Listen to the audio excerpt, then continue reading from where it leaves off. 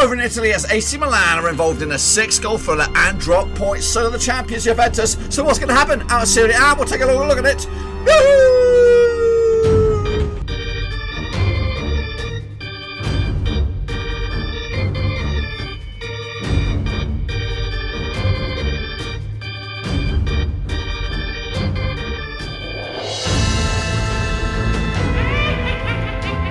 Right, folks, back once again with another prediction show today. We'll take a look at Matchday number 6 out in Serie A, and we'll get to that in just 1 second. If you're new to the channel, smash your subscribe button to keep you bang up to date with all things Serie A related, Blackpool Rovers related, whoa, football related. We got it all here. That's right, boys and girls, it is countdown to spooktastically Halloween. So plenty of games to look forward to this spooky season. So we'll talk more about those in just a second. A big shout out to the Patreon gang. You know who you are. Respect to you guys for supporting the channel in another way behind the scenes. So I do appreciate that. And if anyone else wants to join the beloved mafia, get stuck in supporting the club behind the scenes, check out the link down below, patreon.com/Roverseas. So let's get into it. It is a little bit scary, but it's okay. We'll have a look at it. We'll go through it together. Nice and easy. Count how many Easter eggs you can see in the video. That's what I should say to you. So it all kicked off on Monday, I believe. No, it wasn't. It was Friday, October 23rd.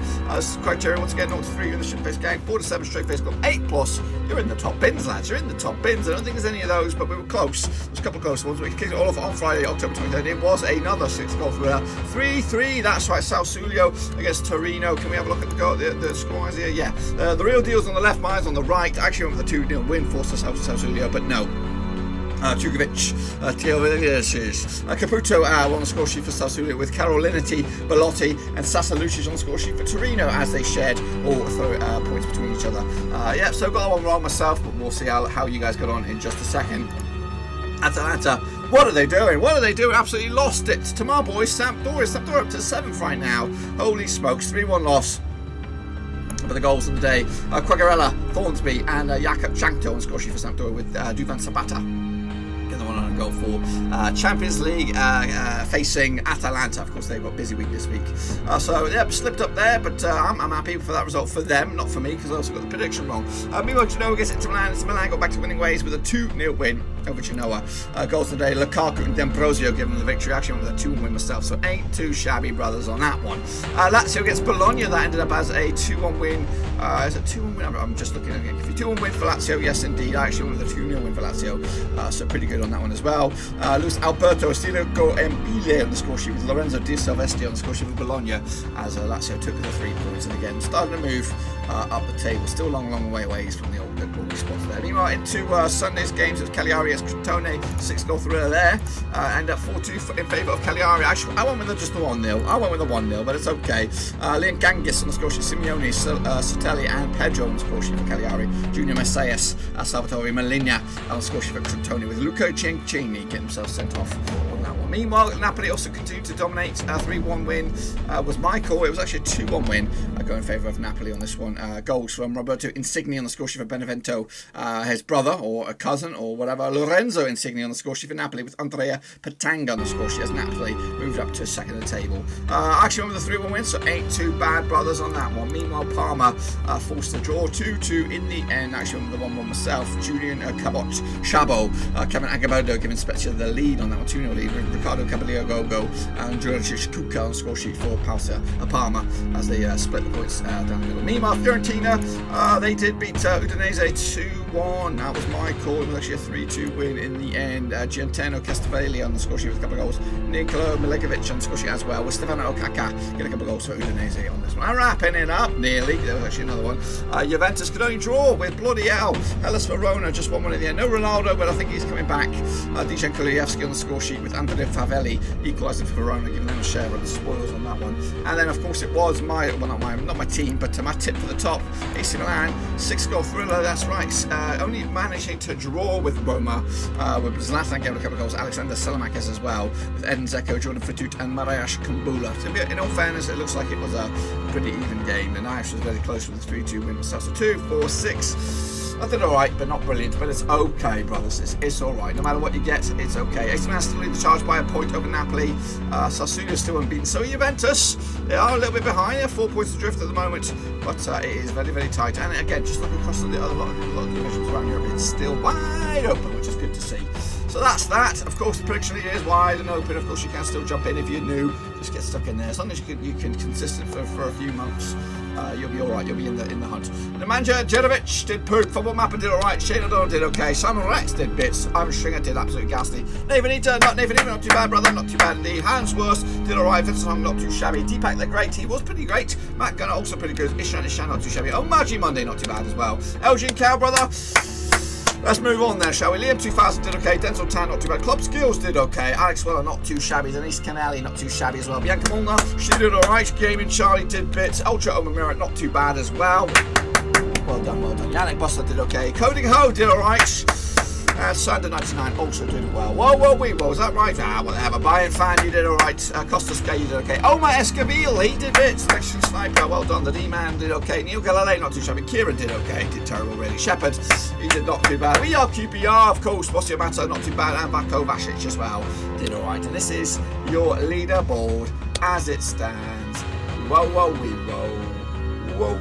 Respect goes down to Ishan, Yannick Bustler, of course. They are your Serie A leaders. Well, indeed. So, yes, give them some kudos, of course. But that is just this week and this week alone. Who is your overall leaderboard kingpin at the moment? Ignore me. My scores are not up to date. I've got to look into that international break. But Hans Worst and Amandra Munjay are your kings. Bow down to the leaders out in Serie A. Of course, it's still early days. Remember that we can get it all changed up a little bit this week. So get stuck in and make sure you get predictions in nice and early. Alrighty then, let's kick it off. Ooh, we got all spooky. I just realised halfway through that we haven't got the old the backdrop all spooky, but it's going to get all spooky now, I'm afraid. Let's get into it. Crotone taking on Atalanta this coming week. Of course, games taking place on the October 31st. Halloween, baby! And then, of course, into the weekend, Sunday and Monday. So Crotone taking on Atalanta, which would be, what would be this? This would be the just the ninth time that these two sides play each other. 5 wins for Atalanta, 1 win for Crotone, and 2 draws. The last 6, those 4 wins for Atalanta, 2 draws, nothing for Crotone. However, last time I picture was in Crotone. I was back in February 2018 in Serie A. It was a 1-1 draw. That's right, get in there. Rolando Mandangora was scoring for Crotone with Jose Luis Palomino scoring for Atalanta to give them a share of the points. Heading into this, Atalanta actually conceded at least 2 goals in 5 of the last 6 matches in Serie A, which Crotone have actually failed to win the last 5 matches as well. They come into this, Atalanta needing a bit of some consistency, just winning once in the past 3 games. That was against Midtjylland in the Champions League. They've also got to take on Ajax this coming weekend, or midweek, should I say. So they've got a lot on their plate. They've got to keep their noses clean, of course. To look at the odds then, shall we, on this one? What do we have on the odds? I've got to find them on the odds. There they are.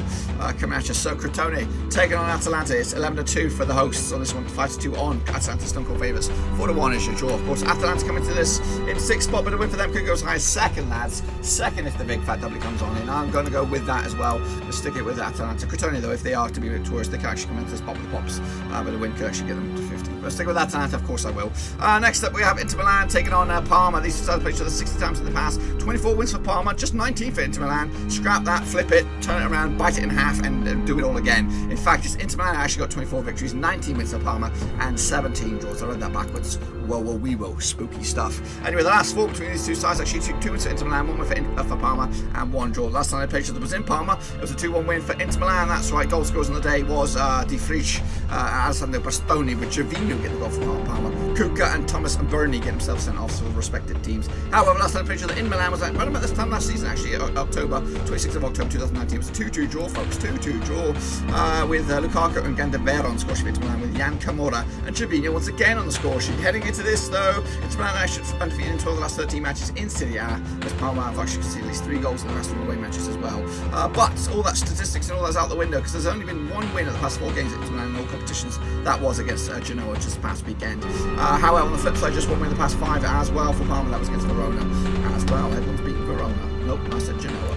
Anyway, look at the odds on this one then, shall we? It is 4-1 on Inter Milan, Stone Cold favourites, 5-1 is short. 9-1 is your away win. That is Parma. That's right, of course. Inter Milan coming to this in 4th, and win for them. They could go. so yes, and their opposition Parma coming to us in 15th, for them they could go as high as 10th. But of course I'm sticking with Inter Milan. I am. 2-0 win indeed. Meanwhile, Bologna taking on Cagliari, battle of the middle table here. Bologna coming to this actually in 17th spot, Cagliari in 11th. Let's take a look at these then. These two sides played each other 61 times in the past, 20 wins for Bologna, 19 wins for Cagliari, and 22 draws. The last 6 though sees 1 win for Bologna, 2 wins for Cagliari, and 3 draws, including a draw last time they played each other in Bologna, which was around about July 2020 in lockdown. Oh yeah, it was a 1-1 draw with goals. Musa Barro on the score sheet for Bologna. Giovanni Simeone does score goals in this division for Cagliari anyway. Bologna have actually lost their last 3 matches in Serie A. Cagliari have actually seen at least 2 goals in the last 4 matches as well. Heading into this though, it's back-to-back wins for Cagliari, picking up wins against Crotone and Torino. But before that, they were looking for a win as they were winless in 3. Meanwhile, just 1 win in the past 5 in all competitions for Bologna. That was against Parma, all the way back the back end of September. Look at the odds on this one then, shall we? It's 11-10 on Bologna. Are your favourites? 5-2 is your away win. That is Cagliari. 29-10 is your draw. Bologna, as like I said, in 17th spot. They could go as high as 13th if they're victorious. Meanwhile, Cagliari coming in as in 11th, and win for them, they could go as high as 4th. Scary stuff that. I'm going to go with a draw on this one. I think 1-1 in the end. Everybody's happy with a point. I think content anyway. Moving on into Sunday's games. Back end of there's no more Halloween then, brothers. But anyway, we're going to take a look at Udinese taking on AC Milan. Now these two sides have played each other 94 times in the past. 20 wins for Udinese, 41 wins for AC Milan, and 33 draws. The last 6 though sees 1 win for Udinese, 3 wins for AC Milan, and 2 draws. However, last time they played each other was in Milan. It was back in January 2020. It was a 3-2 win for Milan. Ante Rebic with a couple of goals. Theo Hernandez as well, with Jens Steigen Larsen and Kevin Lasagna. Typical Italian name there. Get the goals for Udinese. However, last time they played each other in Udinese was around about August 2019. It was a 1-0 win for Udinese. That's right, Rodrigo Balcaro on the score sheet, giving Udinese the share of the spoils. However, AC Milan actually undefeated in their last 17 matches in Serie A. They've also scored at least 2 goals in the last away matches as well. They come into this 4 wins in the past 5, of course, drawing with Roma just the other day. Meanwhile, just 1 win in the past 5 for Udinese. That was against Parma. Everyone's whipping Parma's ass at the moment. Look at the odds then, shall we? Into Sunday's game, 1st of November. 7-2 for Udinese, 10-7 on AC Milan's no goal favorites. 3-1 is your draw. Of course, AC Milan are and a win for them. They will remain. Meanwhile, the opposition, Udinese, come to this in the relegation zone. 3 points on the board, but a win for them, they could go as high as 13th, lads, if they're victorious. I don't see it happening though. I'm sticking with AC Milan throughout the thick and modern disgustingness. They're going to come out of it smiling. Meanwhile, Spezia taking on Juventus, of course. This is the return of the promised man, the guru that is Ronaldo. Is it? I don't know. Anyway, these two played just twice. It's actually been 1 win for Spezia, no wins for Udinese. That's right. Goodness gracious me, there's been a draw between these two sides. That victory for Spezia was in Serie B. That's when Juventus were climbing the ladder, of course, after being abolished due to financial irregulations. They lost that game. It was in Juve. It was in Turin, actually. It was a 3-2 win. Jon Alling Bombsong with a big fat OG, Massimiliano Guglielmini and Nicola Pandin on score sheet for Spezia, with David Trezeguet and Rafael Bianco on score sheet for Juventus. However, last time I played in Spezia was also in 2007. It was a 1-1 draw in Spezia as well. Goal scorers on the day. Pavel Nedved on the score sheet, Simeo Califone as well. Wow, I forgot about that. Juventus, though, not doing too great this year, but still unbeaten in 5, picking up 4 draws and a win as well. That win was against Kiev in the Champions League. Meanwhile, I'm pretty much just 1 loss in the past 4 games for Spezia. That was against AC Milan, of course, 3-0 loss. But they're picking up wins against Udinese, draws against Fiorentina and Parma to boot. So this is good. It could be, depending on what's happening personnel-wise. 15-2 for Spezia. 3-1 on for Juventus, that's 17-4 is your draw. Of course, Juventus come into this in 5th, the win for them, they could go 2nd, whereas Spezia come into this 14th the table, win for them, they could go as high as 8th. With or without Ronaldo, I still think Juventus will come out top with a 2-0 win at the end. Torino taking on Lazio, of course. Let's not waste no more time, jump into this one. These two sides played each other 136 times in the past, 41 wins for Torino, 39 wins for Lazio, and 56 draws.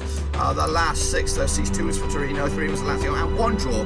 The last time picture that was in Torino was in June, in lockdown, and it was a 2-1 win for Lazio. Immobile and Marco Paolello on the score sheet for Lazio. Anthony Bellatini getting the 1-0 goal for Torino, as they could get nothing out of the game. Heading into this, Torino actually conceded at least 3 goals in the last 3 home matches. They head into this actually without a win in 4 at least.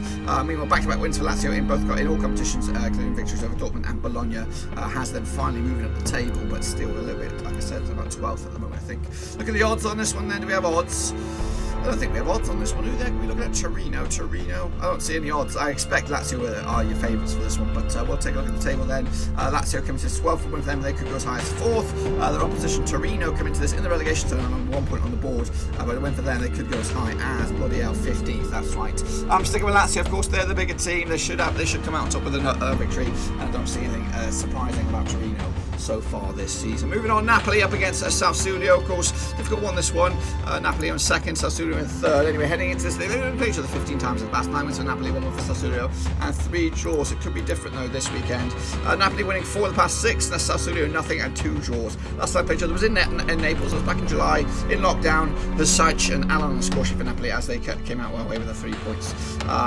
Heading into this, Napoli have actually scored at least 2 goals in the last 11 home matches. They've also won 8 of the last 9 home matches as well. Sassuolo and Phillips have actually scored at least 3 goals in the last 4 matches as well, and they're unbeaten at least 5, whereas Napoli have actually picked up a defeat in the past 5 games. Just 1 defeat in the past 5. That was against AZ Alkmaar in the Europa League, of course, but looking very, very good out in the domestic division at the moment. Look at the odds then, shall we? 2-1 on Napoli are your favourites, 10-3 draw, 5-1. It is your away win. That is Sassuolo, of course, unbeaten so far this season, and win for them they could go. But also a win for Napoli, and they also could go. So what's going to happen on this one? I'm going to go with Napoli, I think. Continue their amazing start with Gattuso this season. I don't think they're going to be there at the end of it, though. I think they could be in the Champions League discussion, but I think right now I'm standing by my AC Milan pick. Of course I am. Roma taking on Fiorentina this coming weekend. These two sides played each other 175 times in the past. 60 wins for Roma, 53 wins for Fiorentina, and 62 draws. The last 6 though sees 2 wins apiece and 2 draws. Last time played each other was in Roma in lockdown back in July. It was a 2-1 win for Roma. It was Jordan Fatu with a couple of penalties to give them the victory. Nikola Milenkovic on the score sheet for Fiorentina. Heading into this, Roma have actually scored at least 2 goals in 11 of the last 13 matches in Serie A, and also undefeated in 12 of the last 13 matches, both home and away. They come into this on a nice unbeaten run of 5 at the very least. Meanwhile, Fiorentina just looking for some consistency with 1 win in the past 4 games. That was against Udinese just the other day. Look at the odds on this one then, shall we? It's 65 on Roma, your favourites, 3-1 is draw. 11-4 is your away win. That's Fiorentina, babies. Of course, heading into this, Fiorentina in 10th, and win for them they could go 4th. Roma coming to this in 9th, and win for them they could go as high as 11th. Oh yeah, I'm going to go with Roma, of course. Going to stick to the tradition here. And of course, they are expected to come out on top of the win. Form books. Anyway, Sampdoria taking on Genoa. Well, they're doing alright, Sampdoria, so far. They are my team, despite, my favouring of AC Milan. I think Sampdoria are doing alright right now with the nicest man in football behind the scenes. Anyway, these two sides played each other 86 times in the past. 34 wins for Sampdoria, 22 wins for Genoa, and 30 draws. The last 6, though, sees 3 wins for Sampdoria, 1 win for Genoa, and 2 draws. Last time played each other was in Sampdoria. It was a 2-1 win for Genoa in lockdown, as back in July. Manuel Gabbiadini on score sheet for Sampdoria. Lucas Laga and Domenico Cristiccio get the goals for Genoa to give them the 3 points. Heading into this, Genoa have actually failed to win 27 last 30 matches away from home in the division, and they've also failed to score in 5 of the last 7 matches as well. They come into this without a win in 3. Meanwhile, 3 wins on the spin for Sampdoria at the moment. They're looking crisp, hot at the moment. They're looking at the odds then. 2017 on Sampdoria, your favourites, 35 is your 3-1 is your away win. It is your away win. Of course, Sampdoria come into this 7th. Their win for them, they could go as high as 2nd. I'm not stuttering. I'm not making a mistake. I said 2nd. Genoa up to 16th at the moment. Win for them, they could go as high as 10th. Oh, bloody yes. I'm going with Sampdoria to make it just a pretty squeaky little bum when they win. Again, to make it 4 wins on the spin. Goodness gracious me. Hellas Verona taking on Benevento, of course, the final game of this match day. These two sides play each other just 6 times. 2 wins for Verona, 3 wins for Benevento, and 1 draw, of course. The last 6, though, and that was the last 6, the only 6. Last time played each other was in Verona. It was a 3-0 win for Benevento back in Serie A B, of course, back in April 2019. And it was Coda with a hat-trick. Massimo Coda with 3 goals. Verona have actually kept clean sheet in the last 4 home matches in the division, and they actually just 1 defeat the past 5. That was against Parma back in the start of October. Meanwhile, on the flip side, just 1 win the past 4 for Benevento. That was against Bologna, same day as well. Bookies odds on this one. This is Monday Night Football, lads. 2017 on Verona are your favourites, 13-5 is draw. 3-1 is your long shots. That is Benevento on this one. Benevento come into this 13th of the table. The win for them could go as high as 5th. Verona come into this in 8th. For the win for them, they could go as high as 2nd. Get it in your veins, lads. I'm going with Verona. Yeah, I am. Take it to the bank. 2-1 win in the end, and that's what I think will happen in match day number 6. Make sure you get your predictions in nice and early, of course. And if I'm right, which I bloody well hope so, this is what the table will look like. Of course, AC Milan still top of the pops. Napoli are 2nd. Inter Milan 3rd, and Juventus into the top 4 at long last. Stands for the table: Crotone, Torino, and Udinese going down as it stands, but it's still early days, of course. It is still early days. Yeah, that's pretty much it. Make sure you get your predictions in nice and early. Of course, prediction even live and active and all that kind of jazz. Make sure you give the video some love and smash the thumbs up, smash subscribe. I'll be back very, very soon. Of course, they come thick and fast these days. They do come thick and fast. Again, make sure you give the video some love, and smash thumbs up, smash subscribe, of course, and check out the description down below. Look links to my other social media platforms from there: Twitter, Facebook, Twitch, and of course Patreon if you want to support the channel in another way. That's the place to go, brothers. That's the place. You can become a brother from another mother, and put a big old smile on my face, and become new besties for life. That's right. So make sure to check those out if you've got time. But until then, I'll see you all very, very soon. Stay safe out there. It's spooky.